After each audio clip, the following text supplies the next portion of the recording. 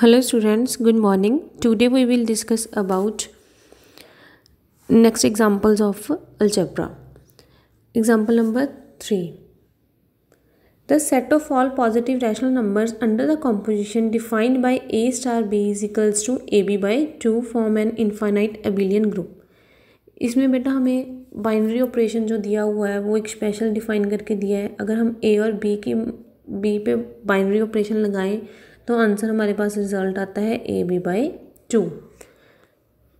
इसका solution, let Q star denote the set of all positive rational numbers. The binary operation star on Q is defined as, हमें ये दिया हुआ है.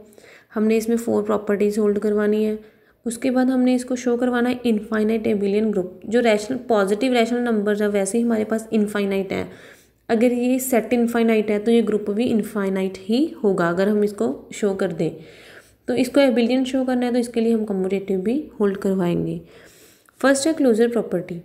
Closure property में हमें पता है कि अगर 2 रैशनल नंबर्स की हम प्रोडक्ट करके उसको 2 से डिवाइड करेंगे तो वो खुद भी एक रैशनल नंबर ही आएगा. तो प्रॉपर्टी क्लोजर प्रॉपर्टी तो होल्ड कर गई.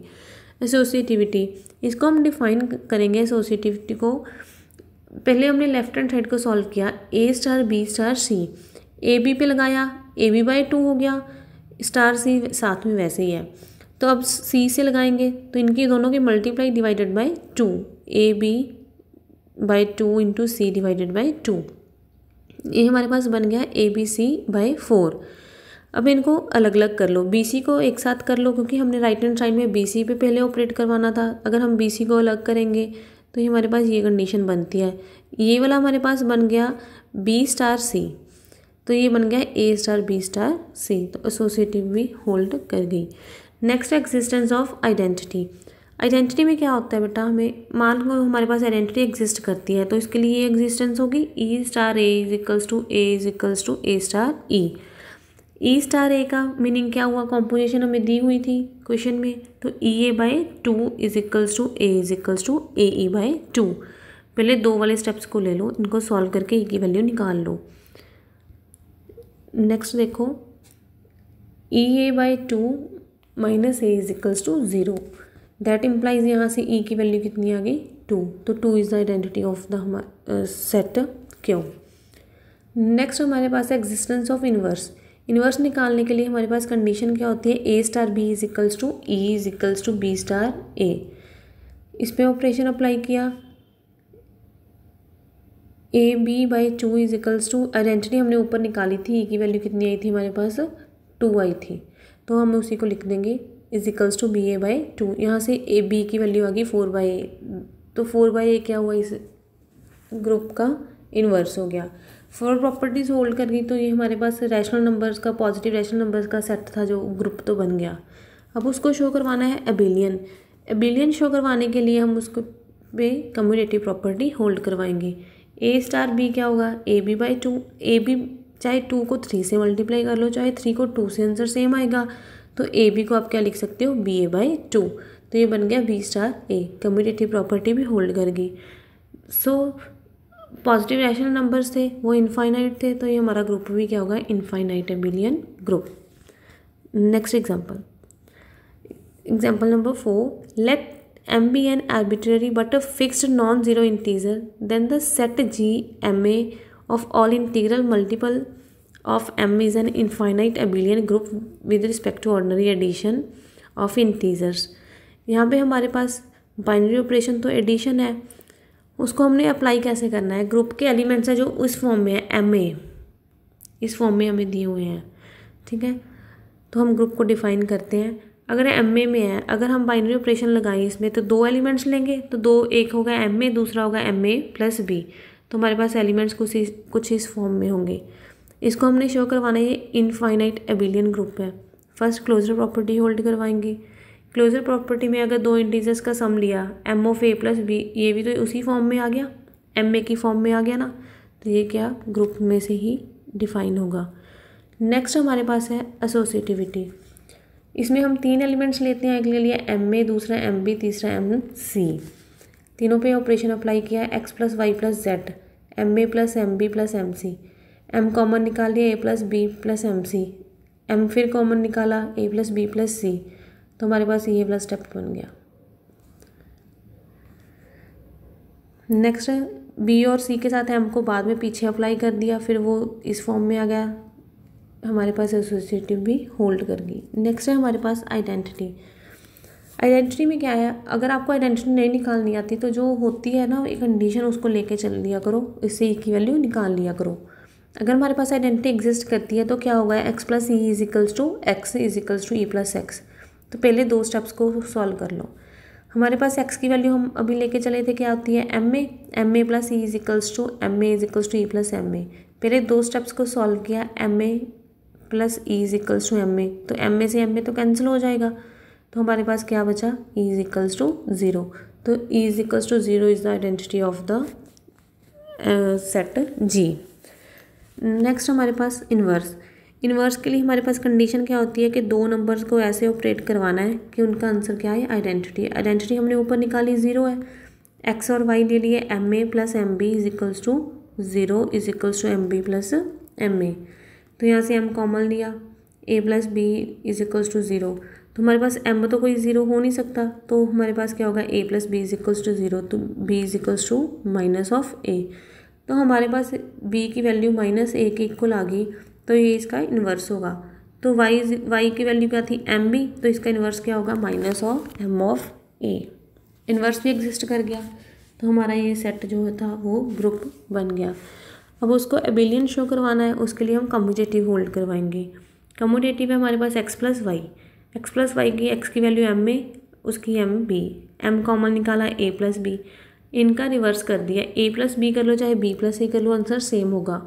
तो इसको हम लिख सकते हैं M B plus M A, तो ये उल्ट हो गया, वाई प्लस एक्स हो गया, कम्यूटेटिव प्रॉपर्टी भी होल्ड कर गई। जो जी सेट था वो हमारे पास इनफाइनाइट सेट था, तो ये ग्रुप भी क्या होगा, इनफाइनाइट एबिलियन ग्रुप होगा। नेक्स्ट एग्जाम्पल बेटा आप खुद करना, अगर कोई डाउट हो तो पूछ लेना। Next important example number 6 important है ये। The set G 1 omega square of cube roots of unity form an finite set abelian group of order 3 under multiplication of complex numbers. Cube root of unity क्या होता है बेटा, omega of cube is equals to हमारे पास होता है 1, omega cube is equals to 1, तो ये हमारी होती है क्यूब रूट ऑफ यूनिटी। तो इसके लिए हम पहले क्लोजर प्रॉपर्टी देखते हैं। क्लोजर प्रॉपर्टी से पहले हमें इसका बनाना पड़ेगा कॉम्पोजिशन टेबल। हमें बाइनरी ऑपरेशन क्या दिया, मल्टीप्लिकेशन, तो हमने बाइनरी ऑपरेशन लगाया यहाँ पे मल्टीप्लाई का। देन हमारे पास 3 एलिमेंट्स है, 1 ओमेगा एंड ओमेगा स्क्वायर, तीनों को इस साइड लिखना और तीनों को इस साइड लिखना है। फिर दोनों को कंपोज करना है। कंपोज कैसे करना है, जैसे 1 की 1 से मल्टीप्लाई की तो हमारे पास आंसर क्या आया, 1। फिर हमने 1 की ओमेगा से करनी है तो आंसर आएगा ओमेगा। फिर 1 की ओमेगा स्क्वायर से करनी है तो हमारे पास आंसर क्या आएगा, ओमेगा स्क्वायर। यहाँ पे हमारे पास ओमेगा, हमें इसी तरह पूरे टेबल को कंपोज कर लेंगे। यहाँ पे हमारे पास ओमेगा की हमने जब ओमेगा स्क्वायर से की तो आंसर क्या बना है, ओमेगा क्यूब। ओमेगा क्यूब को हम क्या लिखेंगे, 1। तो यहाँ पे हम ऐसे कॉम्पोजिशन टेबल को ड्राइव कर लेंगे। कॉम्पोजिशन टेबल के बाद हम इसमें से देखेंगे कि हमारे पास एलिमेंट्स कैसे कैसे डिफाइन हो रहे हैं। तो ये है फर्स्ट क्लोजर प्रॉपर्टी। हमने देखा कि जो हमारे पास कॉम्पोजिशन टेबल में जो जो एलिमेंट्स आए वो सारे उसी ग्रुप में से आए हैं, उसी सेट में से आए हैं, तो ये हमारी क्लोजर प्रॉपर्टी को होल्ड करता है। नेक्स्ट हमारे पास एसोसिएटिविटी। एसोसिएटिव भी देख लो बेटा, अगर आपने तीनों एलिमेंट्स लिए 1 omega and omega square, 1 plus omega square, तो आंसर क्या आएगा हमारे पास, मल्टीप्लिकेशन है हमारे पास बेटा। यहाँ पे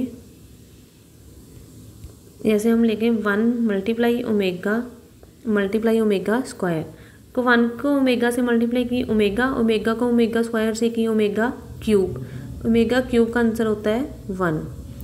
अगर हम सिमिलरली पहले ऐसे डिफाइन कर लेते, पहले ओमेगा और ओमेगा स्क्वायर को कर लेते तो वो ओमेगा क्यूब बनता, ओमेगा क्यूब की 1 से करते तो वो omega cube is equals to 1। तो हमारे पास यहाँ पे एग्जिस्टेंस ऑफ एसोसिएटिविटी भी होल्ड हो गई। नेक्स्ट हमारे पास है एग्जिस्टेंस ऑफ आइडेंटिटी। आइडेंटिटी में हम कैसे चेक करते हैं, हमने रोज़ में देखना होता है। जो फर्स्ट रो का फर्स्ट एलिमेंट है और सेकेंड रो का लास्ट, अगर वो सेम हो तो हमारे पास वो नंबर बनता है आइडेंटिटी। तो यहाँ पे दोनों तरफ 1 आ रहा है, फर्स्ट रो में फर्स्ट 1 है और सेकेंड रो में लास्ट भी 1 है, तो 1 1 क्या हमारी होगी आइडेंटिटी। फर्स्ट रो वाली लेफ्ट आइडेंटिटी और सेकेंड रो वाली राइट आइडेंटिटी। नेक्स्ट हमारे पास है एग्जिस्टेंस ऑफ इन्वर्स। हम इन्वर्स को कैसे डिफाइन करेंगे? इन्वर्स में हमारे पास क्या है, हमने देखना है कि हर रो की जो कॉम्पोजिशन है वो सेम है, सभी में 1 1 एलिमेंट आ रहा है, आइडेंटिटी सभी में आनी चाहिए। आइडेंटिटी हमारे पास क्या थी 1, तो आइडेंटिटी सभी में होल्ड हो रही है, फर्स्ट में भी है, सेकंड रो में भी है, थर्ड रो में भी है। तो ये हमारे पास क्या है कि हर रो का इन्वर्स एग्जिस्ट कर रहा है। तो हर का इन्वर्स क्या होगा, जैसे हमने देखा कि 1 का तो 1 हो गया, तो 1 का इन्वर्स 1 ही होगा। ओमेगा और omega square equals to 1 equals to omega cube, क्योंकि हमने क्या लेना था आइडेंटिटी आंसर आना चाहिए, तो ओमेगा की ओमेगा स्क्वायर से कर सकते हैं। तो ओमेगा का इन्वर्स क्या होगा ओमेगा स्क्वायर, और स्क्वायर का इन्वर्स क्या होगा ओमेगा। तो हमारे पास सारी प्रॉपर्टीज़ होल्ड होगी, तो ये एक ग्रुप बन गया। उसके बाद हम एबिलियन शो करवाएंगे। एबिलियन में क्या है कि हमने एंट्रीज ली कॉम्पोजिशन टेबल की, वो सिमेट्रिकल है। सिमेट्रिकल कैसे है, देखो बेटा आप कॉम्पोजिशन टेबल को रीड करो। ओमेगा ओमेगा ओमेगा स्क्वायर 1 1, ठीक है। तो हमारे पास सिमेट्री है ना, जो इस साइड बन रहा है वो उस साइड बन रहा है, हमारे पास पैरेलली वैल्यूज सारी एक डायगोनल में आ रही हैं। तो ये होता है एबिलियन की प्रॉपर्टी। अगर हम कॉम्पोजिशन टेबल को रीड करते हैं तो सारी वैल्यूज़ ऐसे ही हम इसमें सिमेट्री देख लेते हैं, तो ये बनता है एबिलियन ग्रुप। सो जी हमारा क्या हो गया, एबिलियन ग्रुप हो गया अंडर मल्टीप्लिकेशन।